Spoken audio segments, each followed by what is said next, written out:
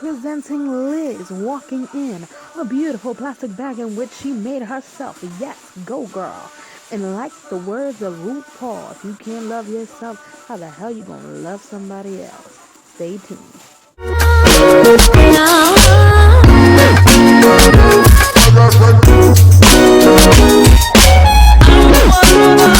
Good morning, guys, and welcome to my channel, Growth with Liz.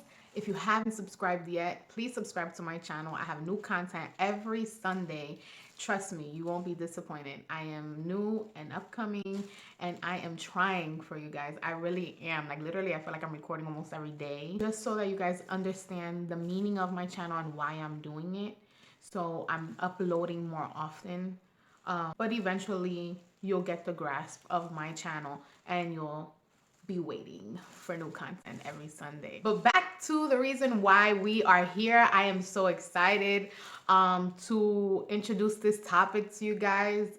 This is so important to me. Mental health is so important to me. For those of you who may be wondering why I'm even wearing a garbage bag, the garbage bag represents our personal style. And aside from that, whether you make your own clothing, you are your own brand. It's just so that there is no judgment. And although there are going to be people that are going to judge, ultimately the only opinion that matters here is your own. I want to talk about self-confidence, self-esteem. Okay, it's a really big issue right now in 2020.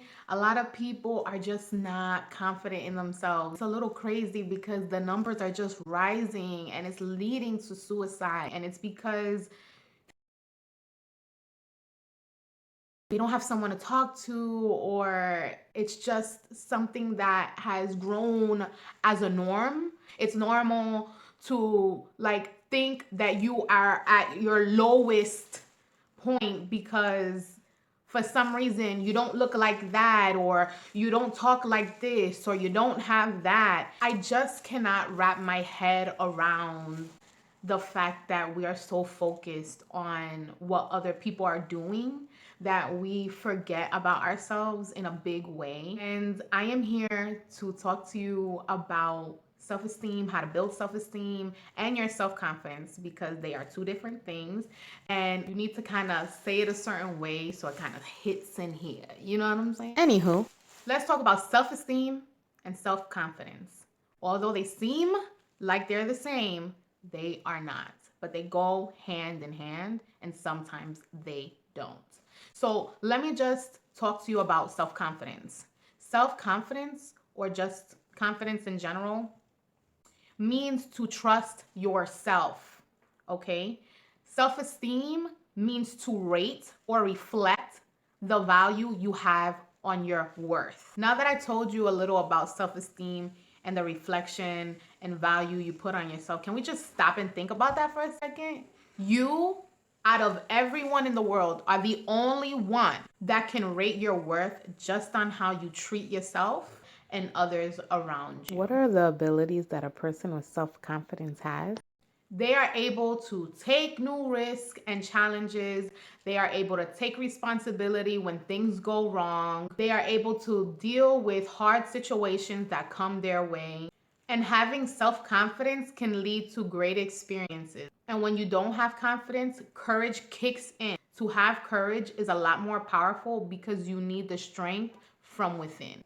Sometimes you might be confident in one activity, but not the other. But when you have courage, you have the ability to try new things. The possibilities are limitless because you have courage to try. And some people that are self-confident in one thing and not the other may not have the courage to try something new, and it makes them limited to all the experiences that they may have or want to have. What are the abilities that a person with good self-esteem has?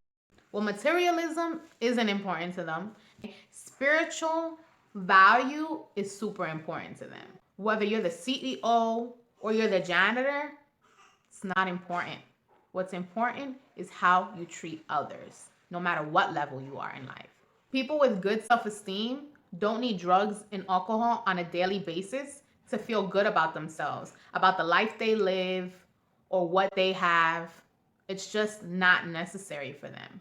And even though everyone, including people with good self-esteem and self-confidence, go through difficult times, they don't let that get them down. They don't let that steal the joy of the great things that life has to offer on a daily basis. They see the good out of bad situations. All right, now let's get to the nitty gritty. I'm gonna show you a few ways to build your self-esteem. Has anybody ever heard from someone that they care about that you are worthless, that you will never be anything in life because you are not worthy to do this or to do that?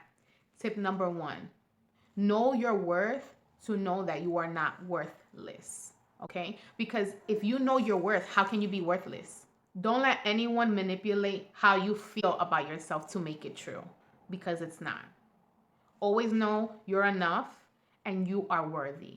And know that you are capable of doing whatever your heart desires, whether they support you or don't support you. I know that young people go through this. I know that people that are in the workplace go through this, and it is speaking your truth. Have you ever felt a certain type of way about how you're being treated or how you're being spoken to, but you didn't say how you felt? You didn't tell them, hey, I don't appreciate that. It was inappropriate. I feel like you're disrespecting me. You're crossing my boundary. And you just kept letting them step over you. Communication is probably the biggest key to this whole thing. But if you cannot communicate and find the courage to let somebody know that has hurt you about how you feel about that behavior, then you are setting the boundary from that point on how that person should treat you. Okay? You are not a doormat. You are not going to let someone just treat you how they want to treat you, all because you didn't find the courage to say, listen, that hurt me. What you said hurt me. I don't appreciate that. That is disrespectful. You set the boundaries to yourself and your worth. So that helps you build your self-esteem and your confidence on how people treat you and how people will respect you moving forward. That leads us to tip number 3. Do what makes you feel good and don't feed into peer pressure. Feeding into peer pressure and not doing what you love go hand in hand when it comes to self-esteem. If somebody's forcing you to do something that you don't want to do, it affects your character. It's a disrespect, honestly. You should be able to say no to your friends and your friends respect it. If they don't, then that shows a lot about your friendships, and you should really reevaluate the type of people that you have in your life and the people that you want to associate with in the future. You are who you hang out with, and sometimes that rings true to certain situations if they are able to dictate the things that happen in your life. And they may have you as an enabler into those type of situations when you should be able to help them in their time of need. Tip number 4, don't care about what people think about you. If they call you weird, if they call you dumb, if they say, she looks like Missy Elliott from the I Can't Stand the Rain video, she's wearing a garbage bag. Guess what, honey? I am the brand. Don't get it twisted. People will judge you. Even if it's a stranger, if it's someone you know, they will judge you. They will judge you without knowing anything.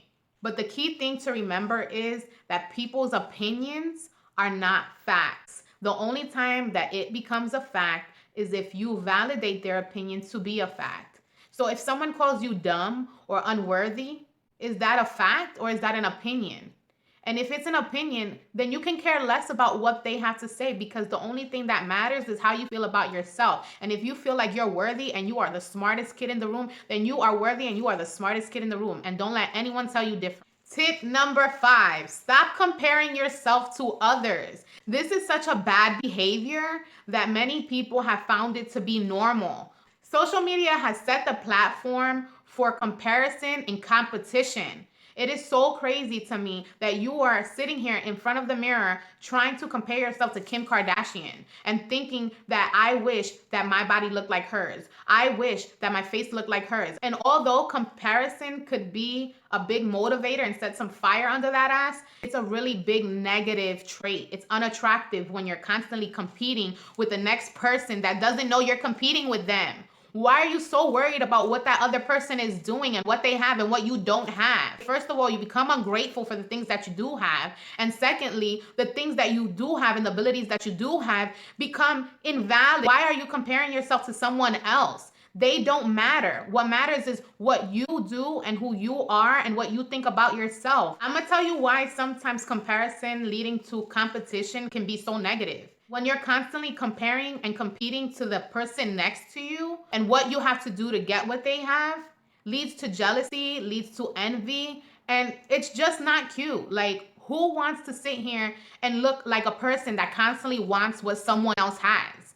That means you're not happy with who you are as a person. That means your self-esteem is so low that you have to sit here and live someone else's life in order to be satisfied. You have to have what that other person has in order to be happy and have the best experience ever. When in reality, that's a complete lie. All the things that can make us happy are all the things that we have and we take for granted. We have our family, we have our friends, we have our spouses, we have our children, we have a home, we have a place to go to work. These are all things that are in our lives on a daily basis that we take for granted. And if you take it one step at a time and acknowledge the things that we have instead of acknowledging the things that we don't have, you'll be and live a much happier life. Practicing gratitude has to be the biggest self-esteem booster ever. I just want to finish this video by saying we all have doubts and that's completely normal. But when it's to an extreme, it is something that we need to check in and reflect and see what is inside us that is making us feel this way, or who and what are we surrounding ourselves with to make us feel this way. Sometimes they both affect us, and so it needs a little bit more inner healing, more inner reflection for you to recognize what it is that is affecting you every single day. And that was Growth with Liz, your advice guru. Thank you so much for stopping by at my channel to watch the whole video. If you would like more videos on these type of topics, please leave a comment below in the description box. Also, give me a thumbs up, like, share, and subscribe to my channel so that someone out there may need these easy tips to help with self-esteem and self-confidence, and we can all help each other grow mentally, emotionally, spiritually, and physically. I hope that you have a great Sunday and enjoy the rest of your day with your families, especially during these troubled times. Have a great day, and I'll see you soon.